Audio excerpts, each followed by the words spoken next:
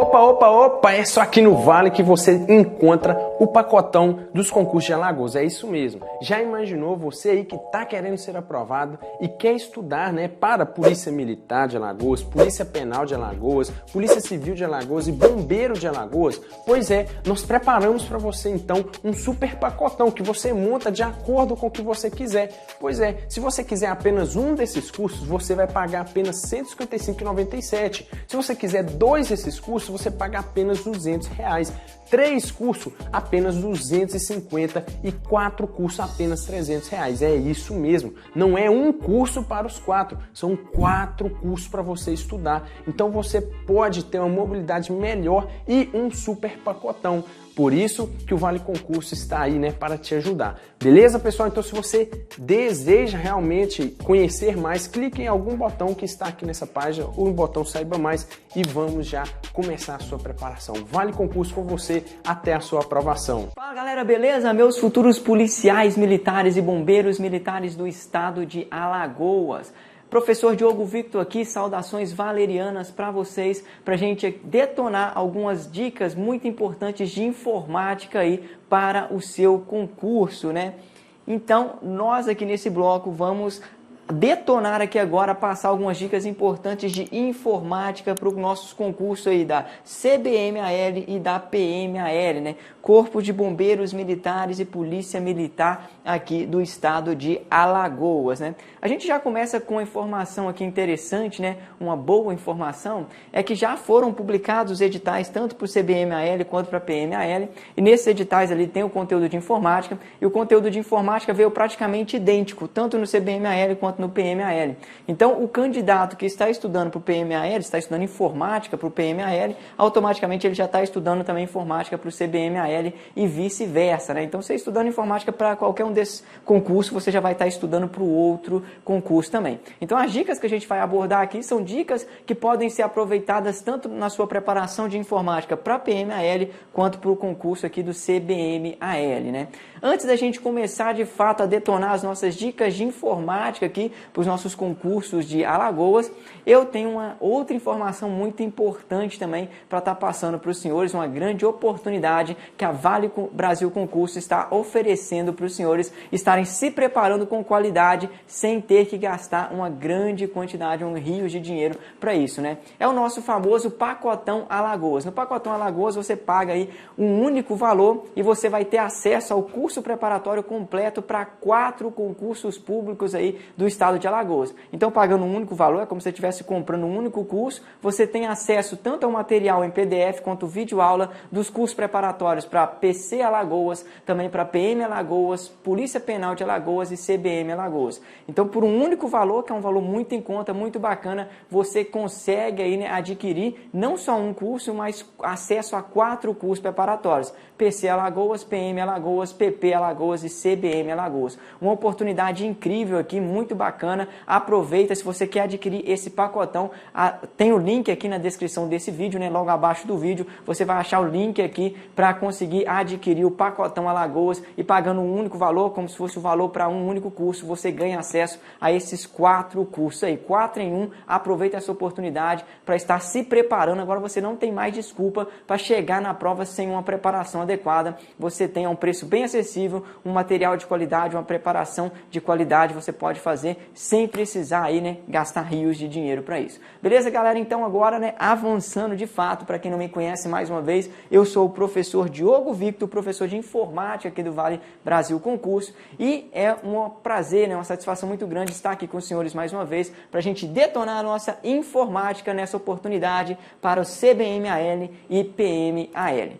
Então, sem mais delongas, a gente já entra agora para começar as nossas dicas. E nesse bloco a gente vai abordar dicas aqui sobre esse assunto, ó, sobre conceitos de arquivos e pastas, conceitos relacionados a arquivos e pastas aqui dentro do nosso ambiente de informática, né? Inclusive, esse tópico é um tópico que está expressamente previsto no seu edital, tanto no edital do Corpo de Bombeiro Militar, quanto no edital da Polícia Militar do estado de Alagoas, como mencionamos anteriormente.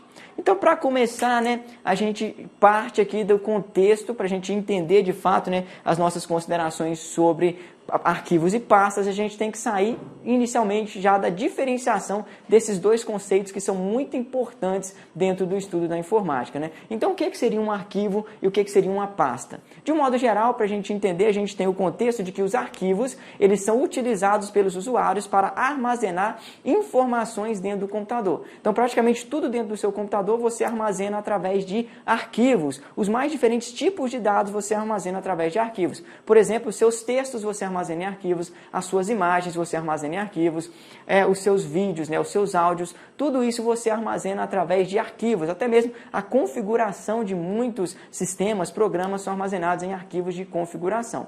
Então, essa é a ideia que a gente tem que relacionar na prova junto ao nosso conceito de arquivos, né? Arquivos vai ser um conceito intimamente relacionado ao nosso critério aqui de armazenamento. Ele vai ter a finalidade de armazenamento. Arquivo é utilizado para armazenar coisas dentro de um computador. Desse modo, a gente tem o seguinte conceito, né? A gente tem que os nossos arquivos aqui no ambiente computacional, eles são estruturas lógicas de armazenamento, para armazenar informação. Por que estrutura lógica, né? Porque o arquivo, no nosso conceito aqui, no nosso contexto de informática, ele é uma estrutura que existe dentro do computador, né? Ele é a representação do seu documento dentro do computador. Ele é a representação da sua foto dentro do computador e não no nosso mundo físico, né? Então ele é uma estrutura lógica, porque ele é virtual, ele é digital, ele existe dentro do nosso computador, ele não existe fora do computador. Então é claro que você pode, por exemplo, pegar um arquivo de texto e imprimir esse arquivo, transformando ele num documento físico. Você pode pegar a sua imagem e imprimir essa imagem, transformando em um documento físico. Mas aí ela não vai ser mais um arquivo de computador no termo que a gente utiliza aqui no contexto computacional. Porque arquivo de computador é a representação do seu documento lá dentro do computador. Ele é uma estrutura lógica, ele não é uma estrutura física. E ele é uma estrutura lógica que existe dentro do computador, voltada para o armazenamento de informações, como a gente viu. Então, quando você vê arquivo, você tem que ligar a palavrinha arquivo com essa expressão aqui, né, armazenamento, porque ele é utilizado para armazenar informações, os mais diferentes tipos de informações dentro de um computador, dentro de um sistema computacional. Por outro lado, a gente tem que o outro conceito que está intimamente ligado a ele é o nosso conceito de pastas. E o que seria uma pasta? Uma pasta também, aqui no nosso contexto de informática, ele é uma estrutura lógica, ou seja, ela é uma representação que existe dentro do computador de organização. A nossa pasta, ela não é utilizada aqui para armazenar coisas. Ela é utilizada simplesmente para organizar os arquivos ali, e esses sim é que armazenam a nossa informação, o nosso conteúdo. É bem semelhante às pastas no nosso mundo real, né? No nosso mundo físico aqui fora dos computadores. A gente utiliza pastas aqui para organizar os nossos documentos. Imagina, por exemplo, uma escola que tem ali, né, 1000 alunos e ela vai armazenar, salvar as provas de todos os anos desses 1000 alunos, as fichas de notas de todos os anos desses 1000 alunos. Se ele colocar isso tudo dentro de uma gaveta, tudo junto e misturado, vai ser muito difícil achar ali uma nota específica, uma prova específica de um ano específico para um aluno dentre aqueles 1000 alunos dessa escola, né? Agora, se essa escola pega e coloca os documentos de cada aluno dentro de uma pastinha separada, vai ficar muito mais organizado e muito mais fácil encontrar ali uma prova específica de um aluno, porque primeiro basta ele pegar a pasta desse aluno e depois dentro da pasta desse aluno ele vai abrir a pasta e lá dentro vai ter todos os dados do aluno, vai ser mais fácil ali ele procurar por alguma nota, alguma informação específica daquele aluno. Então essa é a ideia que a gente tem também. As pastas no computador, ela é uma representação das nossas pastas físicas aqui no mundo real. Então ela vai representar as nossas pastinhas dentro do computador, né? Ela é uma estrutura lógica, uma representação dentro do computador. E ela é utilizada para armazenar coisas? Não. As pastas, em regra, elas não são utilizadas para armazenar. Quem armazena a informação são os nossos arquivos. Elas são utilizadas simplesmente para organizar as informações. Imagina se você tem lá, né, 1000, 2000, 10.000 arquivos dentro do seu computador. Se isso ficasse tudo junto e misturado ali na área de trabalho, seria muito mais difícil você encontrar um arquivo específico. Por isso a gente pode utilizar as pastas para separar os nossos arquivos, organizar os nossos arquivos, para facilitar depois que nós possamos recuperar, encontrar os arquivos, gerenciar os nossos arquivos de uma forma muito mais fácil e organizada. Né? Então essa é a ideia básica que a gente tem que ter para diferenciar. Arquivo está ligado com armazenamento, lembra Azinho de arquivo, de armazenamento. Já as pastas estão ligadas com a organização dos arquivos aqui dentro do nosso computador, dos sistemas operacionais. Um conceito também interessante é que as nossas pastas, elas podem ser consideradas para a gente aqui como sinônimo de diretório, né? Existem alguns aí, né, doutrinadores na área de direito que falam que esses conceitos são ligeiramente diferentes, que diretório é um conceito mais geral do que pasta, mas para a gente aqui, a gente não precisa aprofundar nessa diferença. Para a sua prova, você pode considerar que pasta é sinônimo de diretório. Inclusive, já vi questões cobrando essa noção, né? Ele pergunta qual das alternativas abaixo pode ser considerado um sinônimo de pasta. E dentro das alternativas, a resposta correta seria diretórios, né? Então, para a sua prova, você pode considerar que pasta e diretórios são sinônimos, são conceitos sinônimos que se referem à estrutura lógica de organização de arquivos de informação dentro do computador. Já os arquivos são estrutura lógica de armazenamento de dados aqui dentro do nosso computador. Entendida essa diferença clássica aqui, que já te permite, né, ter uma boa noção para entender os demais conceitos relacionados a arquivos e pastas, e já te permite matar algumas questões conceituais também, a gente avança para falar de um outro tema importante, que é os nossos famosos nomes de arquivos, né? E o que a gente tem para falar sobre nome de arquivo? Indo bem direto ao ponto, sem aprofundar de forma desnecessária, a gente tem que os nomes de arquivos, por padrão, em regra, a gente vai ver que tem exceção, eles são formados de duas partes, né? A gente tem uma parte que é chamada de nome base, e lá no finalzinho do nome do arquivo, geralmente separado aqui, ó, por padrão, né? Geralmente não é sempre, por padrão separado por um ponto final, a gente vai ter a extensão do arquivo. A gente vai ver que a extensão ela pode estar presente ou não, ela é opcional, pode existir arquivo sem extensão. Mas, de um modo geral, essas duas partes estão presentes nos nomes do arquivo, porque a extensão, inclusive, ela tem uma finalidade particular, como a gente vai mencionar sobre ela logo a seguir, né? Então, a gente tem que o nome de arquivo é formado de duas partes separadas, em regra, por um ponto final. O que vem antes do ponto aqui a gente chama de nome base, e o que vem no finalzinho do nome do arquivo, depois do ponto, a gente chama de extensão. Um exemplo clássico aqui, por exemplo, se a gente tiver aqui, ó, aula.txt, a gente tem que aula é um nome base do nosso arquivo, né? Nome base, e já aqui, ó, .txt é a extensão do nosso arquivo, né? Então, essa finalzinho aqui, essa parte final do nome do arquivo, que separado por um ponto, é chamado de extensão do arquivo. A extensão, geralmente, é um nome curto, né? Um conjunto curto de caracteres, né? Geralmente gira entre 3 ou 4 caracteres normalmente, mas nada impede de ter menos ou um pouquinho mais do que isso. Mas, em regra, gira em torno de 3 ou 4 caracteres aqui a extensão do arquivo, para não ocupar muito, né, o tamanho do arquivo também, para não fazer o tamanho total do nome do arquivo, né? Melhor dizendo, o tamanho do nome do arquivo, para que não ocupe bastante o tamanho do nome do arquivo, para permitir que o usuário tenha uma liberdade maior de escolher o nome base aqui. Então, essa é a ideia que a gente tem. Uma consideração importante para se fazer aqui nessa parte é que o nome base, como a gente vai ver, ele pode ter pontos finais aqui no meio dele também. Não é proibido ter pontos finais. Por exemplo, a gente poderia ter esse nome aqui, ó, vale.com.docx. Aí você poderia estar me perguntando, professor, mas você falou que o ponto é que indica qual que é a extensão do arquivo. Nesse caso aqui, a gente tem 2 pontos no nome do arquivo. Qual que seria a extensão aqui nesse caso, né? Presta atenção, a nossa extensão do arquivo, como eu mencionei, ela vem sempre ao final do nome do arquivo. Ela vem sempre mais à direita no nome do arquivo. Então, o nosso computador ele vai considerar o último ponto mais à direita e a partir desse ponto que ele vai tentar interpretar como a extensão desse arquivo. Todos os pontos que vierem anteriormente, aqui mais à esquerda, vão ser considerados simplesmente como uma parte do nome base. Entendido isso? Então, se tiver mais de um ponto, você considera o último ponto mais à direita, a partir desse ponto é que vai ser considerada ali a extensão propriamente dita do nosso arquivo. Entendida essa consideração aqui sobre nome do arquivo, né, um nome que é formado por um nome base e uma extensão, a gente avança para falar agora de algumas diferenciações que é importante fazer em relação a arquivos e pastas nos nossos sistemas operacionais Linux e Windows, né? Então a gente já coloca aqui de uma forma bem comparativa, um do lado do outro aqui, para que você possa, né, perceber a diferença entre como esses dois sistemas operacionais tratam arquivos na prática, porque muitas questões elas cobrem exatamente essa diferença em relação à sensitividade e aos caracteres proibidos nesses dois sistemas operacionais, como a gente vai estabelecer aqui. Então, como eu já adiantei, a gente vai estabelecer agora a diferença entre o sistema operacional Linux e o Windows, de como eles tratam arquivos e pastas no computador em relação à case sensitividade e aos caracteres proibidos aqui. Falando do primeiro tópico, então, o Linux em relação à case sensitividade. O Linux, a gente pode dizer, né, que o nosso sistema operacional Linux, ele é case sensitive. O que é que significa isso, ser case sensitive?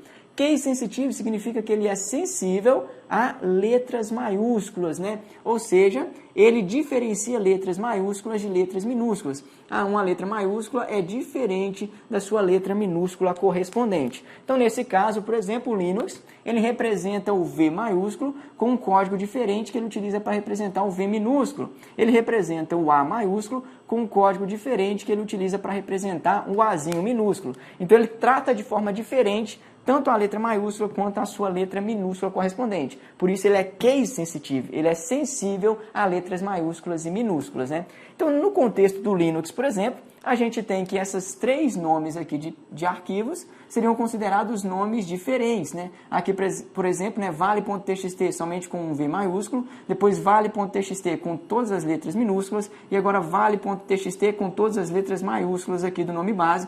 Esses três nomes seriam considerados nomes diferentes aqui dentro do nosso contexto Linux, né? Porque ele faz a diferenciação entre letras maiúsculas e minúsculas. Um V maiúsculo é diferente de um V minúsculo aqui no contexto do nosso Linux, né? E qual o impacto disso para a gente dentro do nosso contexto de arquivos e pastas? Uma consequência, né, diretamente desse tratamento de case sensitividade é que a gente tem que dois arquivos não podem existir no mesmo local, na mesma pasta, com o mesmo nome. Então, por exemplo, no Linux, esses arquivos aqui, esses três arquivos com esses nomes aqui, eles poderiam sim existir dentro de uma mesma pasta, no mesmo local do computador, porque o Linux consideraria que esses três arquivos possuem nomes diferentes, porque ele é case sensitivo, ou seja, ele faz diferenciação de letras maiúsculas e minúsculas. Já quando a gente passa para o outro lado, para o nosso sistema operacional, o Windows, a gente tem uma diferença clássica aqui. O Windows, ele caminha no sentido contrário. E o nosso sistema operacional Windows, de um modo geral, por padrão, ele é um sistema considerado case insensitive. O que seria case insensitive, ou também chamado de não case sensitive? Ele traz exatamente o sentido contrário. Ele não faz diferenciação entre letras maiúsculas e minúsculas, né? Então, a letra maiúscula ela vai ser considerada igual à letra minúscula correspondente aqui. Por exemplo, no nosso caso do Windows, um A maiúsculo é considerado igual a um A minúsculo. Ele representa o A maiúsculo e o A minúsculo pelo mesmo código, assim como um V maiúsculo é considerado igual ao V minúsculo. Então, ele representa a letra maiúscula e a sua correspondente em minúsculo pelo mesmo código, né? Não fazendo diferenciação entre letras maiúsculas e minúsculas. Por isso, ele é chamado de case insensitive ou não case sensitive, né?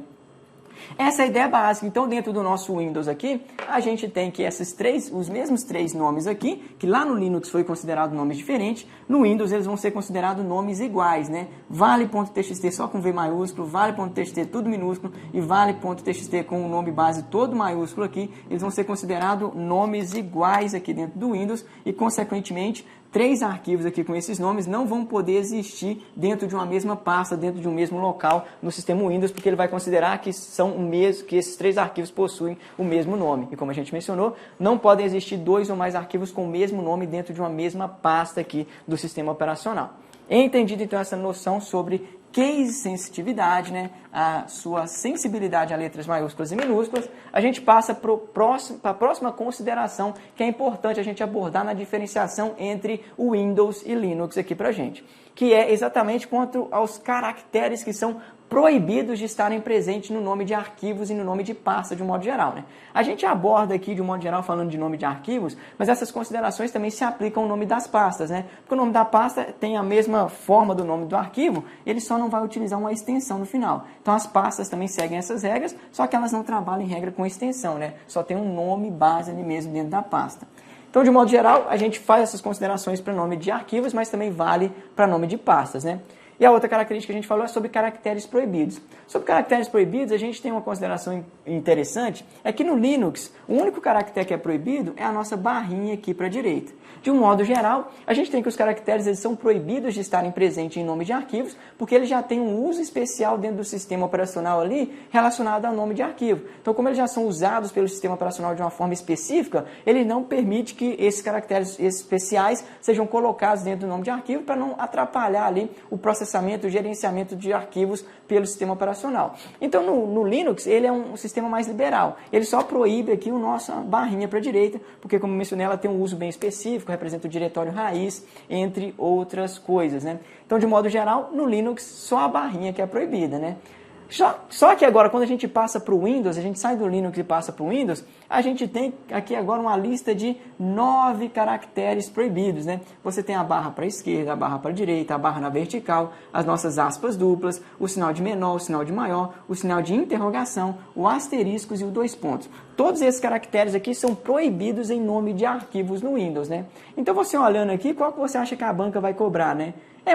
É claro que ela vai cobrar muito mais os caracteres proibidos nos nomes de arquivos em Windows do que Linux, né? Porque Linux é muito fácil, é só a barrinha para a direita. Então é tranquilo o cara decorar isso aqui. Então, para que facilitar se a banca pode dificultar, né? Então ela vai cobrar com certeza quais são os caracteres proibidos aqui dentro de nome de arquivos lá no Windows e não vai focar muito em nome de arquivos, caracteres proibidos em nome de arquivos no Linux, porque isso seria muito fácil. Mas aí você pode estar pensando, mas professor, como é que eu vou conseguir gravar aqui 9 caracteres, porque eu já tenho tanta coisa para estudar, como é que eu vou fazer para conseguir gravar, decorar esses 9 caracteres que são proibidos aqui em nomes de arquivos no Windows, né? Então, como isso aqui é mais cobrado, a gente vai aprofundar e por isso eu estou aqui para facilitar a sua vida, facilitar o seu estudo. Eu vou apresentar agora para você um bizu matador para você conseguir aqui lembrar esses caracteres que são proibidos em nomes de Windows e nunca mais errar questões sobre isso aí na sua vida, né? E é exatamente o nosso bizu do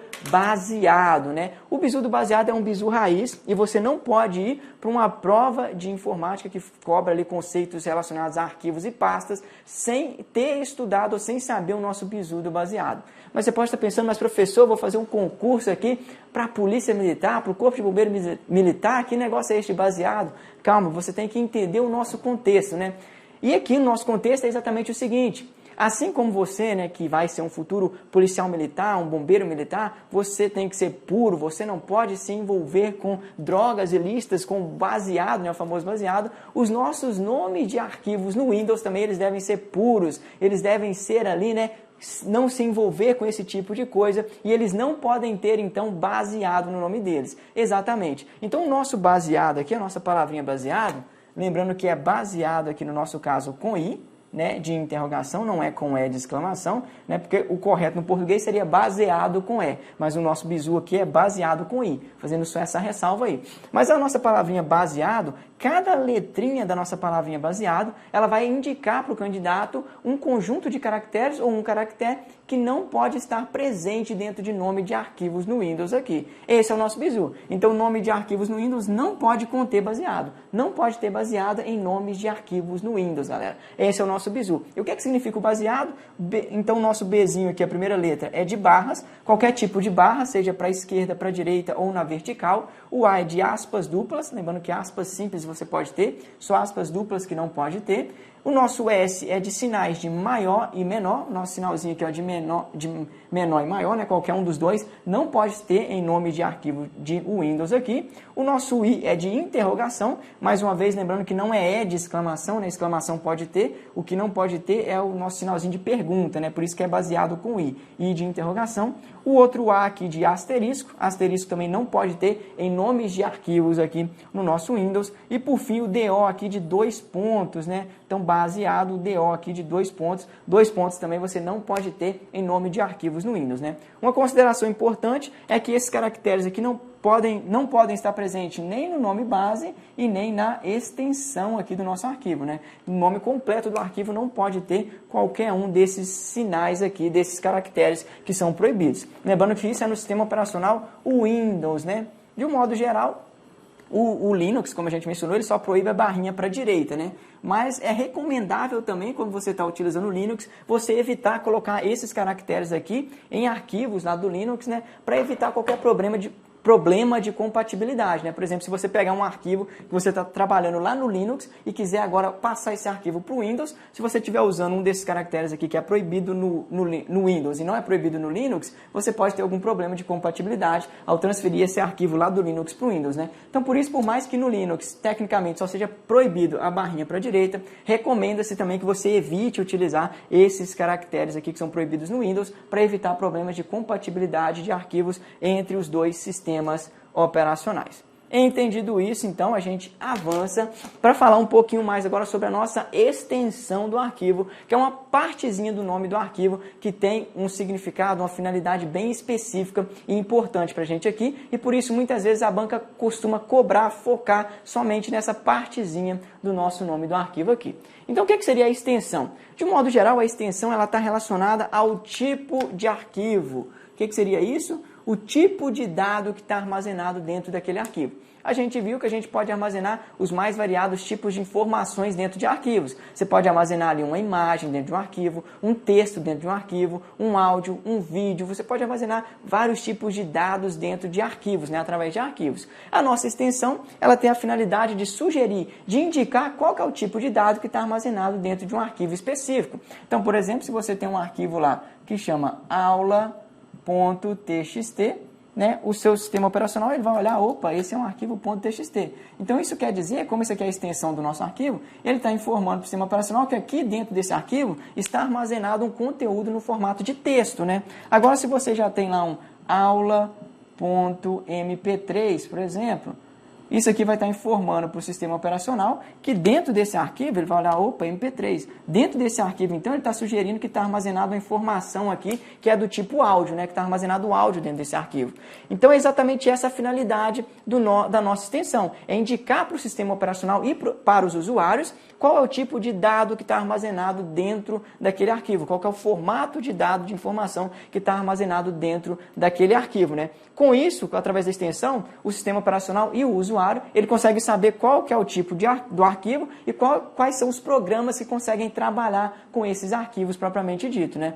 Então essa é a finalidade da nossa extensão. Só que aqui a gente tem, né, uma consideração importante a fazer, que muitas vezes é cobrado em questões de concurso, é sobre a conversão de tipos de arquivo. Muitas vezes o concurso pergunta a sua banca pergunta para você, para fazer a conversão de um tipo de arquivo, basta mudar a extensão do nome desse arquivo? Então, por exemplo, se eu tenho aqui um arquivo do tipo aula.mp3, né, que sugere que é um tipo de arquivo de música aqui. Para eu mudar isso aqui, basta eu ir lá e renomear ela para aula.pdf, por exemplo, eu vou mudar essa música para um PDF, agora ele vai ser do formato PDF. Não, a conversão não ocorre simplesmente mudando aqui o nome da extensão, né? Mudando a extensão no nome do arquivo. Para converter, a gente tem que mudar o conteúdo do arquivo. Por quê? Porque a extensão, para você entender isso, eu gosto de fazer uma alusão, que é com um vidro de Coca-Cola. A extensão ela funciona aqui como um rótulo do nosso arquivo, né? O rótulo do conteúdo do arquivo. Ela simplesmente vai sugerir, vai ser um rótulo indicando qual que é o tipo de dado que está armazenado dentro daquele arquivo. Então, por exemplo, se você tem aqui um vidro de Coca-Cola, vamos supor que você tem aqui um litro de Coca-Cola, né? Olha que desenho bom, né? O desenho ficou top, parecendo uma mamadeira. Beleza, mas vamos supor aqui que você tem o seu litrinho de Coca-Cola aqui. No litro de Coca-Cola, a gente tem que ele tem um rótulo aqui em vermelho, geralmente, para indicar que aqui dentro está armazenado uma Coca-Cola, né? Então, o líquido lá dentro é aquele líquido escuro, né? O líquido escuro vai estar aqui dentro da sua garrafa de Coca-Cola e o rótulo indica para o nosso cliente aqui que o que está armazenado ali dentro é Coca-Cola dentro daquele litro. Nesse contexto, então, imagine que um usuário ele queira fazer com que essa Coca-Cola do litro se transforme em Fanta. Para isso vai ser suficiente ele simplesmente chegar aqui, arrancar o rótulo de Coca-Cola e mudar para Fanta? O que está lá no interior do vidro vai ter mudado para Fanta? Não. Ele vai ter simplesmente colocado um rótulo incorreto ali naquele vidro, né? Ele vai estar falando para o nosso cliente que lá dentro tem uma Fanta, mas na verdade lá dentro tem uma Coca. Seria a mesma coisa. Imagine então que você criou aqui um arquivo .mp3, né? Que armazena informação de áudio. Por exemplo, aqui você tem lá aula.mp3.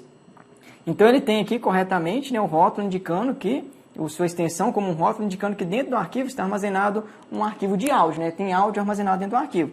Se o usuário vem aqui e simplesmente muda, ele tira aqui o MP3 e coloca aqui agora como nome do arquivo aula.pdf, por exemplo, ele só vai estar colocando um rótulo incorreto, né?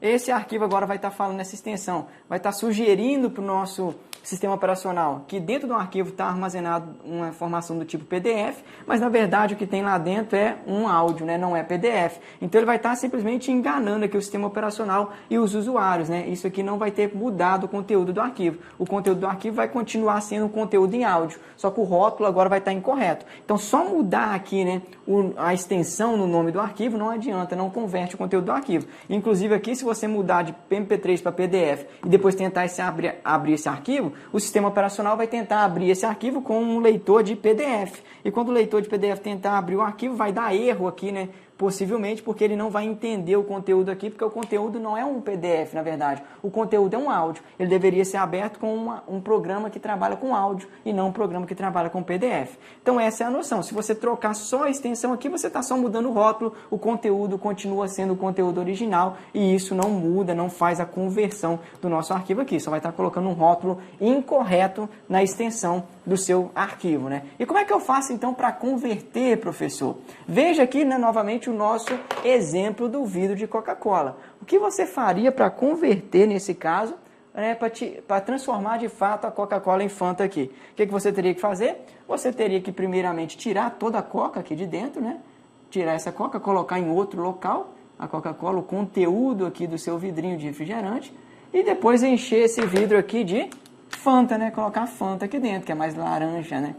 Aquela Fanta que tem a cor laranja, você enche ele de Fanta. Depois sim, aí você tira o rótulo de Coca-Cola e coloca o rótulo de Fanta. Agora sim você converteu Coca-Cola em Fanta. Agora você tem, de fato, Fanta dentro da sua garrafa e não mais Coca-Cola. Nosso mundo de arquivo é a mesma coisa, né? Se você tem, por exemplo, aqui um arquivo aula.docx, está nesse formato docx, e você quer converter ele para aula.pdf, você vai ter que usar um programa específico para isso, um programa que entende os dois formatos, que conhece o formato docx e conhece o formato PDF, e ele vai conseguir reescrever o conteúdo do seu arquivo. Vamos supor aqui que você tem um conteúdo docx, né, que está nesse formato aqui, vamos supor que o conteúdo docx é nesse formato aqui.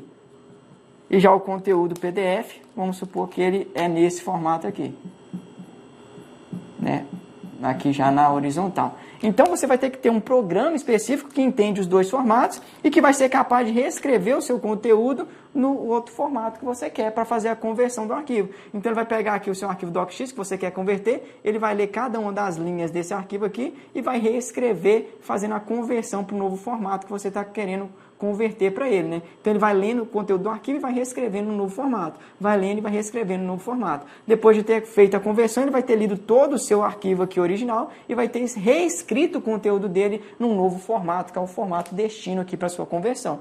Então, para converter, não basta mudar a extensão do arquivo. Você tem que reescrever o conteúdo do arquivo original em um novo formato, no novo formato que você quer que ele seja convertido ali, propriamente dito, né? Então, essa é a ideia importante que a gente tem que ter aqui da nossa extensão quanto ao tipo de arquivo, né? Inclusive, essa questão de simplesmente mudar aqui a extensão do arquivo é muito utilizado por alguns hackers, alguns atacantes, para tentar enganar sistemas computacionais e usuários, né? Muitas vezes o hacker pega lá um arquivo, né, que é do tipo exe, por exemplo, ele tem aqui, né, o vírus.exe, ele tem um vírusinho aqui, um vírus de programa, né, para instalar no seu computador. Ele vai simplesmente pega esse arquivo aqui, renomeia ele, coloca como, por exemplo, foto.jpg, que é um padrão, uma extensão de imagem, né? E manda para você esse arquivo com esse nome aqui. Quando você vê esse nome, você pensa, isso aqui é uma foto, né? Isso aqui é uma imagem, não é um vírus. O seu programa, o seu sistema operacional também, ele vai olhar para essa extensão e vai falar, opa, o que está armazenado aqui dentro, na verdade, é uma foto, né? Porque é do tipo JPG. Mas, na verdade, o que o atacante fez? O que está armazenado lá dentro é um programa, é um código malicioso, é um vírus, né? E ele simplesmente mudou o rótulo. Ele só pegou o rótulo ali e colocou, ó, isso aqui que está armazenado aqui dentro é uma foto, é alguma coisa legal. Mas, na verdade, o conteúdo ele não alterou, o conteúdo continua sendo um vírus ali, um código malicioso que vai infectar o seu computador e pode trazer prejuízo à sua informação. Então tome muito cuidado, né? A banca vai tentar também te, né, confundir em relação a isso. Somente mudar aqui a extensão não muda o conteúdo do nosso arquivo. Beleza, galera? Outra consideração sobre a extensão de arquivo que é importante a gente fazer é em relação à sua obrigatoriedade. A gente tem que a extensão de arquivo ela não é obrigatória. Então pode existir arquivo sem extensão? Perfeitamente. Você pode ter um arquivo sem extensão. Você pode ter, por exemplo, um arquivo que chama aula, que não tem nada, nenhum ponto aqui no final para indicar qual que é a extensão desse arquivo. Qual que é a consequência disso? A consequência disso é que o nosso sistema operacional, os nossos programas aqui, eles não vão saber qual que é o tipo de dado que está armazenado aqui dentro. Então, geralmente, se você tentar abrir um arquivo sem extensão, ele vai te abrir uma janelinha aqui perguntando com qual programa você quer abrir esse arquivo, porque ele não sabe qual programa que trabalha com esse arquivo, porque não tem uma extensão sugerindo qual que é o tipo de dado que está armazenado aqui dentro do nosso arquivo. Então, pode existir arquivo sem extensão? Pode, o sistema operacional vai aceitar normalmente, não tem nenhum problema, só que quando você for abrir esse arquivo aqui sem extensão, ele vai te perguntar qual programa você quer utilizar, porque ele não sabe, devido ao fato de não ter uma extensão sugerindo, né, o tipo de dado que é armazenado dentro do nosso arquivo sem extensão. Beleza, galera? Entendido isso, então, a gente avança aqui para fazer mais uma consideração sobre extensão, que é muito importante também você conhecer as principais extensões de arquivos aqui para sua prova. Porque a Blanca, ela tem, né, o costume de cobrar aqui qual é o tipo qual é a extensão para um tipo específico de arquivo. Por exemplo, quais das extensões abaixo são extensões para o tipo de imagem, ou quais das extensões abaixo são extensões do tipo áudio, do tipo vídeo, e ela te dá várias alternativas com várias extensões, e você tem que saber as extensões que se referem a um tipo específico, né? A gente tem um conjunto grande aqui de várias extensões.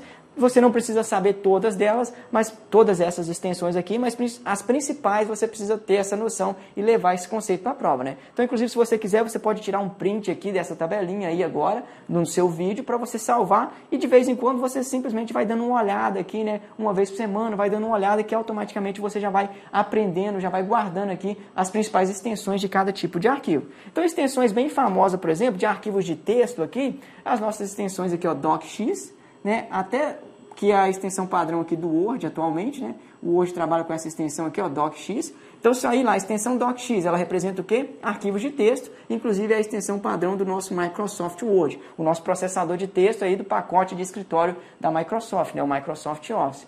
Até 2007, né, nas versões mais antigas, até 2007, o Word utilizava esse padrão aqui, ó, doc.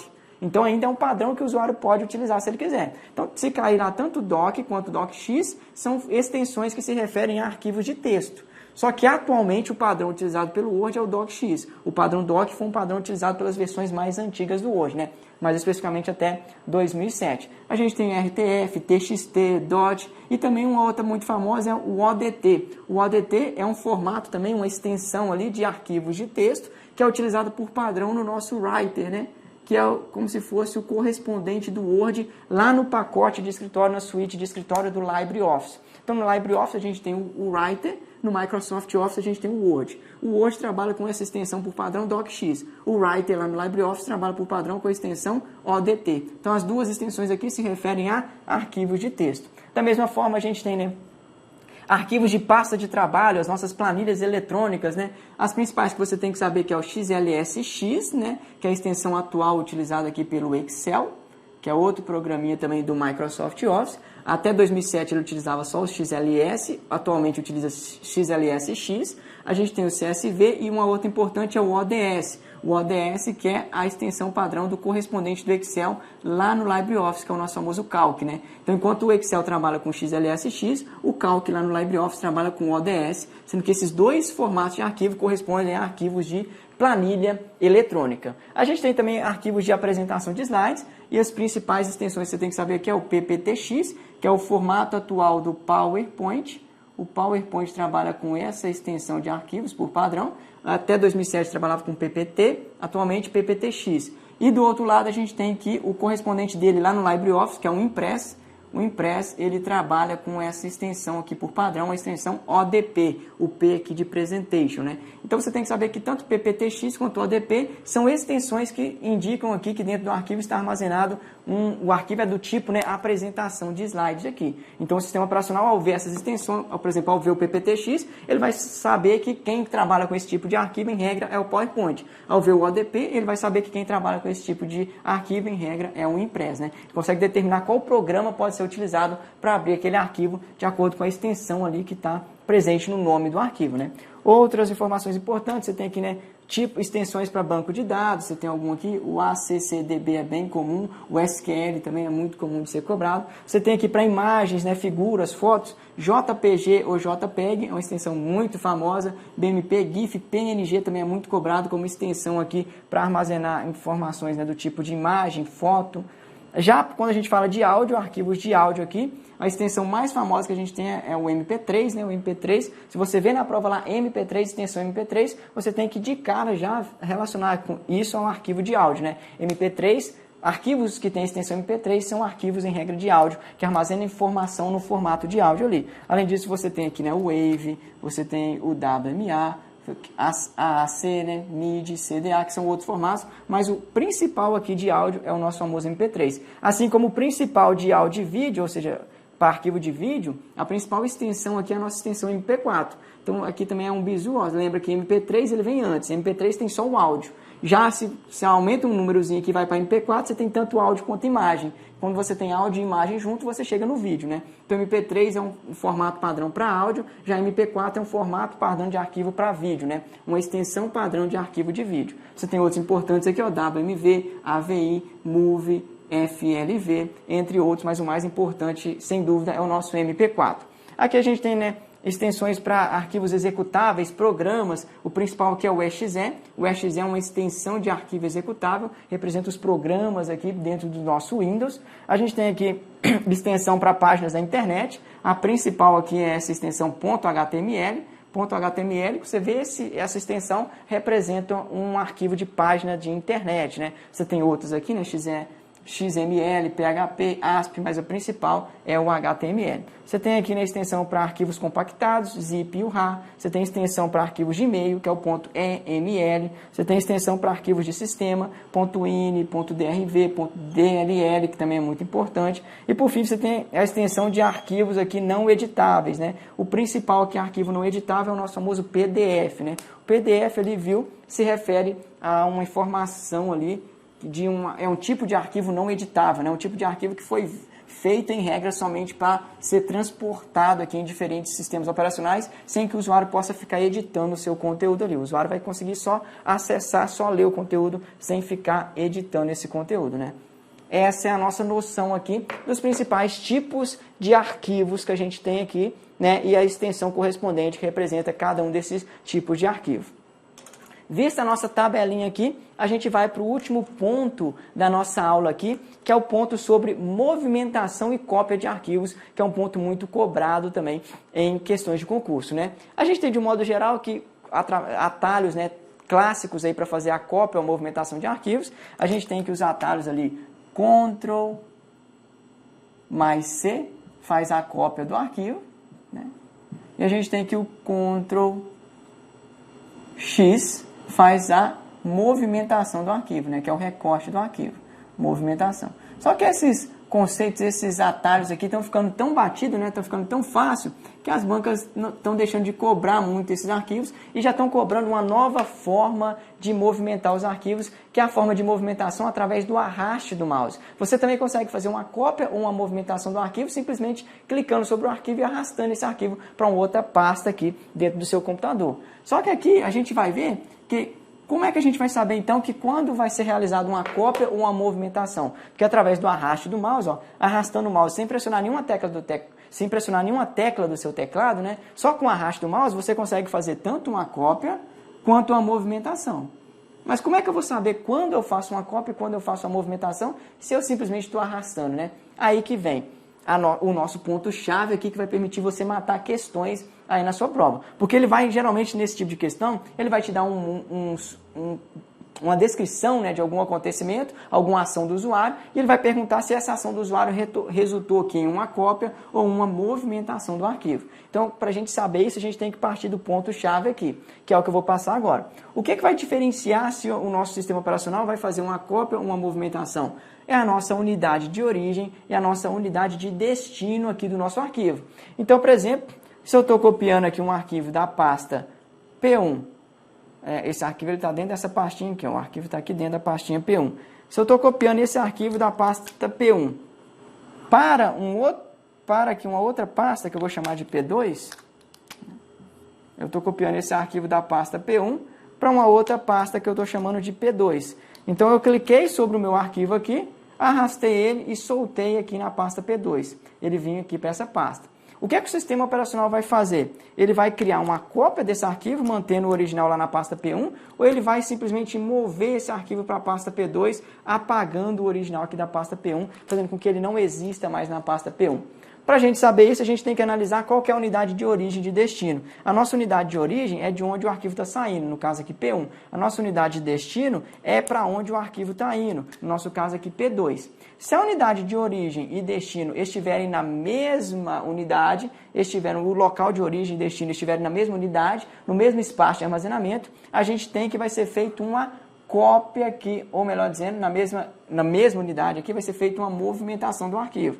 Por que ele faz uma movimentação do arquivo? Porque é o mesmo espaço de armazenamento, né? Ele não vai ficar duplicando coisas dentro do mesmo espaço. Então ele não cria cópia, ele simplesmente movimenta aquele arquivo dentro do espaço de armazenamento. E o que seria uma mesma unidade aqui para a gente? Por exemplo, dentro de um mesmo pendrive. Se você está movendo duas pastas dentro de um mesmo pendrive aqui, você está dentro de uma mesma unidade. Então, tanto a sua pasta de origem quanto a sua pasta de destino, elas estão dentro da mesma unidade, dentro do pendrive. Se você está movendo entre duas pastas dentro de uma mesma partição do HD, ele vai estar também dentro de uma mesma unidade de armazenamento, dentro do mesmo espaço de armazenamento. Então, toda vez que você move de uma pasta para outra, essas duas pastas, tanto a origem e a destino, está dentro da mesma unidade, ou seja, dentro do mesmo pendrive, dentro do mesmo HD, dentro da mesma partição do HD, ele vai fazer uma movimentação, porque isso aqui é um espaço de armazenamento só. Se ele ficar duplicando aqui coisas, rapidamente ele vai ocupar esse espaço de armazenamento. Já quando a gente faz uma movimentação para unidades distintas, diferentes, a gente vai promover agora uma cópia. Então, por exemplo, se eu estou movendo o mesmo arquivinho aqui, ó. Eu estou movendo esse arquivinho agora da minha pasta P1 para a minha pasta P2. Estou movendo o arquivinho da pasta P1 para a pasta P2. No entanto, esse arquivo aqui, que é minha pasta de origem, P1, essa pasta aqui está no meu HD. E já a minha pasta P2, para onde eu estou movendo, ela está no meu pendrive. Então, agora eu estou movendo para unidades distintas, né? A minha pasta de origem aqui é uma unidade, a minha unidade de origem é uma unidade, a minha unidade de destino é outra unidade diferente. A minha unidade de origem é o meu HD, uma partição do meu HD, já a unidade de destino é o meu pendrive. Então, são espaços de armazenamento diferentes, são dispositivos de armazenamento diferentes. Então, por isso, se eu estiver movendo para unidades distintas, ele vai fazer simplesmente uma cópia, né? Ele não vai apagar no original. Para quê? Como não é o mesmo espaço de armazenamento, o meu HD tem um espaço de armazenamento próprio, o pendrive tem outro espaço de armazenamento próprio, não tem problema ele duplicar os dados aqui, que ele não vai estar criando, né, replicando, ocupando o mesmo espaço de armazenamento, ele está trabalhando em espaços de armazenamentos diferentes aqui, né? E também para permitir que o dono original aqui não perca o arquivo, né? Então ele possa mover para lá e manter o original aqui no seu HDzinho, né? Sem perder. Por exemplo, você está movendo para um pendrive do seu amigo, quando você mover aqui, ele simplesmente vai criar uma cópia, o seu amigo também vai ter um arquivo, sem que você perca o seu arquivo aqui no seu HD, que é a unidade de origem. Já se você está movendo aqui dentro do seu próprio HD, o HD, como é de uma única pessoa mesmo, mover de um lugar para o outro dentro do próprio HD, ele simplesmente vai fazer uma movimentação para não ficar ocupando espaço de forma desnecessária, né? Então, o bizu, para a gente saber isso aqui, que eu acabei de explicar, tem uma frasezinha que é bem bacana para a gente lembrar de como ocorre, né, quando vai acontecer uma cópia, uma movimentação, quando a gente está fazendo simplesmente o arraste do mouse sem pressionar nenhuma tecla. Então, a gente tem o seguinte, ó, o bizu é o seguinte, unidade igual, ou seja, unidade de origem e destino igual, né? Unidade igual, caramba, é unidade igual. Unidade igual, o que a gente vai ter como consequência? Muda o local, vou colocar até de preto aqui, ó. Unidade igual, muda o local, ou seja, faz uma movimentação, porque você tem unidade igual, na mesma unidade é movimentação. Então, unidade igual, muda o local. Já se você tem unidade diferente,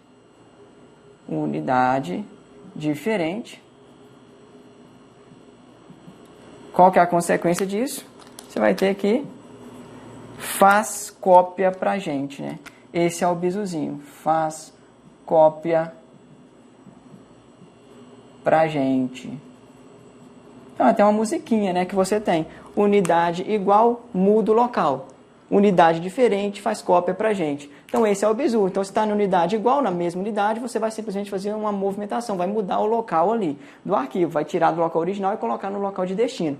Já se você tem unidade diferente, um pendrive, um HD ou duas partições diferentes dentro do mesmo HD, que são dois espaços de armazenamento diferentes, você vai ter que unidade diferente faz cópia para a gente. Ele vai fazer simplesmente uma cópia, ele não vai fazer uma movimentação desse arquivo, porque as unidades de origem e destino são diferentes aqui.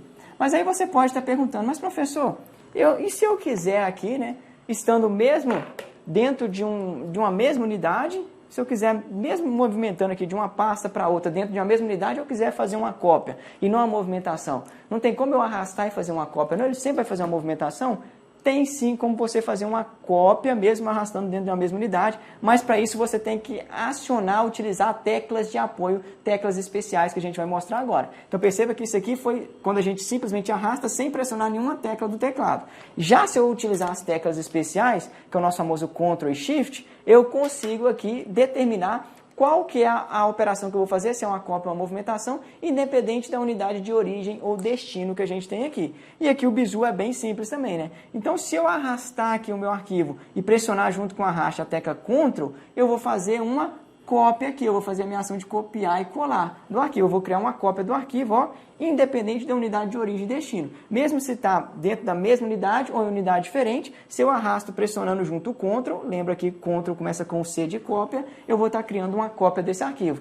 Já se eu arrasto aqui, né, pressionando junto a minha tecla Shift, lembra que Shift vem do inglês movimentação, né, deslocamento, representa, traz essa ideia de movimentação. Então, se eu pressiono junto com o meu arraste aqui a tecla Shift, eu vou estar criando aqui como resultado, vou estar fazendo uma movimentação, independentemente da unidade de origem e destino. Mesmo se a unidade de origem e destino for igual ou for diferente, se eu arrastar o meu arquivo aqui, pressionando junto desse arraste a tecla Shift, vai fazer uma movimentação. Se junto com o arraste eu pressiono a tecla Ctrl, vai fazer uma cópia aqui. Então esse é o bizu que você pode direcionar qual que é a operação de fato que você quer fazer, independentemente da unidade de origem e destino aqui das suas pastas envolvidas nessa movimentação ou cópia do arquivo, né? Já se você faz o arraste sem pressionar nenhuma tecla, vai valer aquelas considerações que a gente falou no slide anterior, né? Unidade igual, muda o local, unidade diferente, faz cópia pra gente. Um outro bizu, também outra consideração importante, é que se você apertar as duas teclas juntos, Ctrl e Shift, ou se você apertar somente a tecla Alt, na verdade ele vai criar um atalho do seu arquivo. Ele não vai fazer nenhuma cópia, nenhuma movimentação. Ele vai criar simplesmente um atalho do arquivo lá na pasta de origem, onde você soltar. Então, por exemplo, aqui, se eu tenho a minha pasta, mais uma vez, a minha pasta aqui P1, eu tenho a minha pasta P2, né? Minha pasta P2. Se eu pressiono aqui, pego o meu arquivinho e pressiono o Alt, depois clico sobre ele e arrasto e solto aqui na pasta P2. Ele vai fazer uma cópia, vai criar uma cópia desse arquivo aqui? Não. Ele vai fazer uma movimentação, vai fazer com que esse arquivo saia daqui e venha para cá? Também não. O que ele vai fazer? Ele vai criar simplesmente um atalho para esse arquivo aqui, né? Um atalho para o meu arquivo original. Ele vai criar esse atalho na pasta P2 aqui, onde eu soltei o arquivo, desde que eu faça essa movimentação pressionando o Alt, né? Ou se eu pressionar também Ctrl mais Shift, ele vai fazer essa mesma operação aqui de criar um atalho do nosso arquivo. Entendido isso, a gente então, para finalizar a nossa dica aqui matadora, a gente vai fazer agora algumas questõezinhas aqui para sedimentar o nosso conteúdo e não restar dúvidas nenhuma na hora da sua prova. Então a gente vai fechar aqui com algumas vale questões, né? Questões aí retiradas de concurso público, né? Que estão relacionados com esse assunto que nós acabamos de abordar aqui. Então na nossa vale questão, o que a gente aborda? A primeira vale questão é a seguinte: para o Windows, cada um dos arquivos que se encontra em um disco deve ter um nome de referência. Os arquivos têm que ter um nome. Existe um conjunto de caracteres que não podem ser utilizados em nomes de arquivos. Está falando aqui do Windows, perceba, está falando do Windows, que é o mais comum de ser cobrado, e está falando de caracteres que não podem ser utilizados nos nomes de arquivos, né? Os caracteres proibidos. Qual nome de arquivo abaixo é válido para ser gravado em qualquer pasta do Windows? Então ele quer saber um nome de arquivo que é válido. Se ele quer saber um nome de arquivo que é válido, a gente vai ter que identificar os nomes de arquivos que possuem alguma daquelas letrinhas ali, algum daqueles caracteres do baseado. Porque se possuir algum caractere que está lá no baseado, ele não é um nome válido, porque aqueles caracteres são caracteres proibidos. Algum nome aqui, se a gente achar um nome aqui que não possui aqueles caracteres, ele vai ser um nome válido, beleza? Então, para resolver essa questão, basta a gente lembrar aqui do nosso baseado, né? Com I, lembrando mais uma vez, baseado. Lembrando que o B aqui é de quê? Barras, qualquer tipo de barra, para a direita, para a esquerda, na vertical. Aqui o A é de aspas duplas. Aspas duplas. Nossa, aspas duplas aqui, barra, né? Tanto para a esquerda, quanto para a direita, quanto na vertical. O S aqui é sinais de menor e maior. O I aqui é interrogação, né? De perguntinha.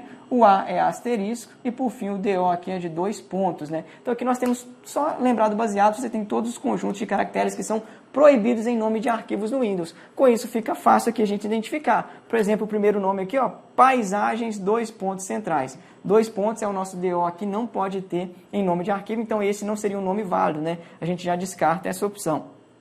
Paisagem aqui com arroba, um hífen aqui depois, né?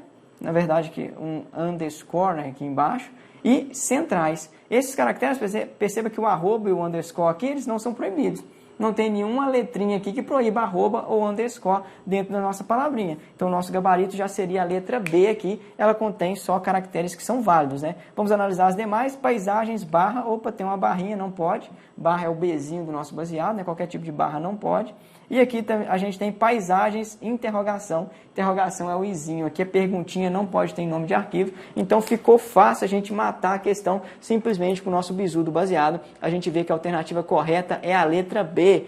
Paisagens aqui, underscore centrais, né? Perceba que o aluno que não tem o bizu do baseado, ele pode pensar que não pode ter arroba, talvez ele vai pensar que não pode ter arroba em nome de arquivo no Windows, né? Ele vai pensar que talvez possa ter 2 pontos, porque 2 pontos fica muito comum, né? Nem é tão estranho assim, já com arroba é mais estranho. Mas na verdade, com o bizu do baseado, você sabe que não pode ter 2 pontos e arroba sim é um caractere permitido em nomes de arquivos no Windows. Bem entendido então a nossa primeira vale questão, vamos avançar um pouquinho para fechar com chave de ouro aqui o nosso bloco. E a próxima questão diz o seguinte: no sistema operacional Windows, em sua configuração padrão, os nomes de arquivos ou pastas seguem algumas regras, sobre as quais é correto afirmar que o nome do arquivo no Windows 10 não pode ter caracteres como barra para a esquerda, para a direita, 2 pontos, asterisco, interrogação, aspas duplas, sinal de menor, sinal de maior e barra na vertical. Mas a sua extensão pode incluí-los. Ele faz essa afirmação e pergunta se isso está certo ou está errado, né?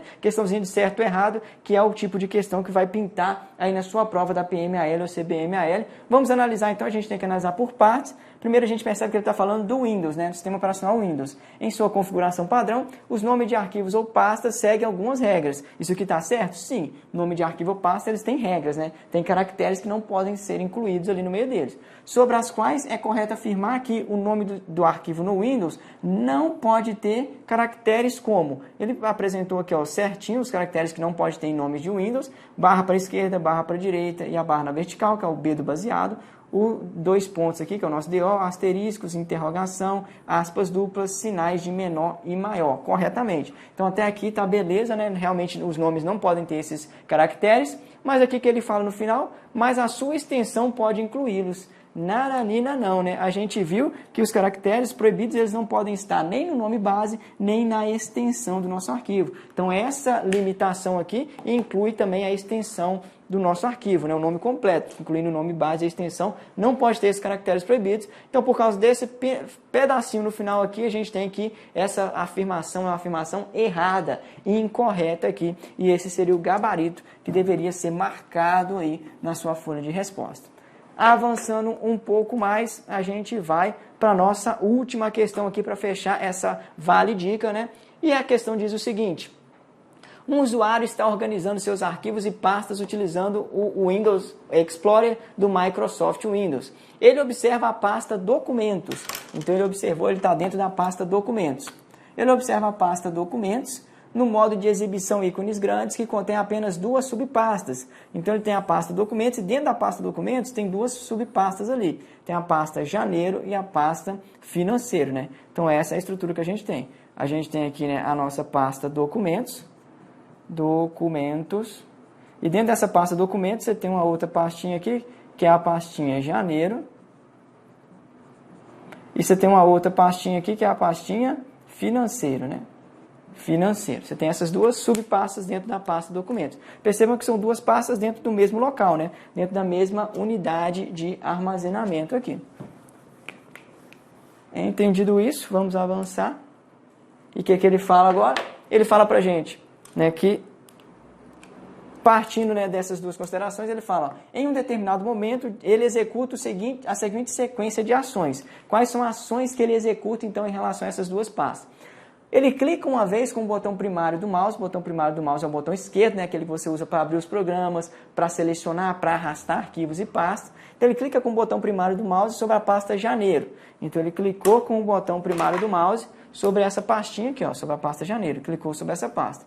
Depois, ele mantendo esse botão pressionado, ele arrastou, fez um arraste da pasta selecionada até posicioná-la sobre a pasta financeiro. Então, ele clicou sobre essa pasta e arrastou ela até ela ficar em cima do ícone aqui da pasta financeiro, né? E então, ele solta a pasta selecionada, liberando o botão primário do mouse. Então, ele pegou essa pasta aqui, clicou sobre ela, arrastou para cima dessa outra pasta aqui e soltou em cima aqui dessa pasta. Vamos ver qual que é o questionamento que ele faz, né? Considere que essas ações foram realizadas na mesma janela do Windows Explorer, ou seja, está na mesma janela, que todas as pastas são locais, não tem nenhuma pasta em rede aqui, então todas as pastas são locais, estão armazenadas no próprio computador do nosso usuário aqui, e que a pasta financeira estava vazia. Por que isso aqui é importante? Porque a gente sabe que dentro da pasta financeira não tem nenhuma outra pasta com o mesmo nome da pasta janeiro aqui, né? Foi aquela pasta que foi soltada em cima dela. Ela estava vazia, não tem nenhum problema de ter algum outro arquivo ou pasta com o mesmo nome dessa pasta que a gente arrastou ali. E que o usuário ele tem todas as permissões necessárias para realizar o procedimento. Então não tem nenhum problema de permissão também.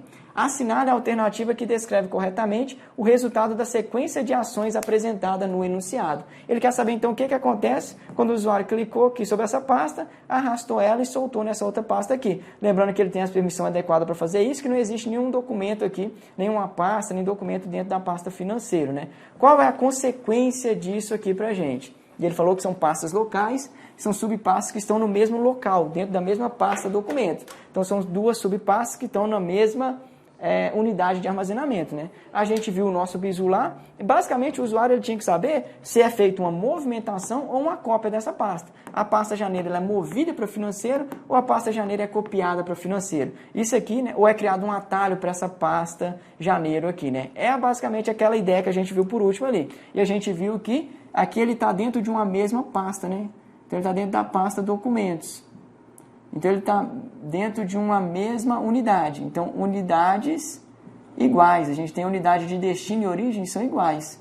O mesmo espaço de armazenamento. A gente viu que unidade igual muda o local. Então, unidade igual vai fazer uma movimentação aqui da pasta. Então, o correto é afirmar que janeiro é movido para financeiro. A pasta janeiro é movido para dentro da pasta financeiro e não é copiado ou criado atalho, como é afirmado nas outras alternativas aqui, porque ele fez simplesmente um arraste do mouse, sem pressionar nenhuma tecla junto disso, mas a unidade de destino e origem estão na mesma unidade de armazenamento, né? Elas estão dentro da pasta de origem e destino, estão dentro da mesma unidade de armazenamento. Por isso é feita uma movimentação e a letra A aqui é o gabarito para nossa questão aqui, nossa última vale questão dessa nossa dica aqui matadora para você acertar questões sobre arquivos e pastas dentro da informática aí no seu concurso. Beleza, galera? Então eu vou ficando por aqui, a gente vai encerrando a nossa dica. Lembrando mais uma vez que a gente tem aí, né, o nosso super pacotão Alagoas com 4 cursos preparatórios pelo valor de apenas 1. Então você paga um único valor,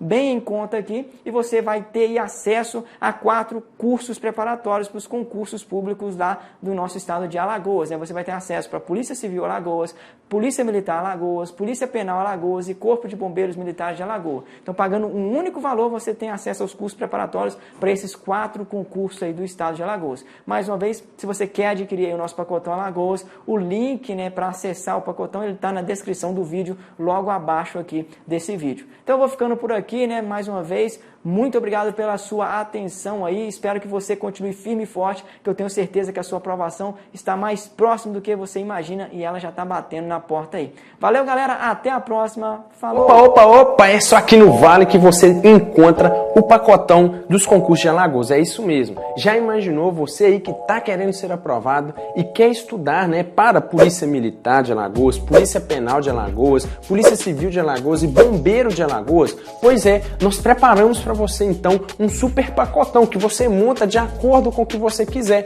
Pois é, se você quiser apenas um desses cursos, você vai pagar apenas R$ 155,97. Se você quiser 2 desses cursos, você paga apenas R$ 200. 3 cursos, apenas 250 e 4 cursos, apenas 300 reais. É isso mesmo, não é um curso para os 4, são 4 cursos para você estudar. Então você pode ter uma mobilidade melhor e um super pacotão. Por isso que o Vale Concurso está aí, né, para te ajudar. Beleza, pessoal? Então, se você deseja realmente conhecer mais, clique em algum botão que está aqui nessa página ou no botão Saiba Mais e vamos já começar a sua preparação. Vale Concurso com você até a sua aprovação.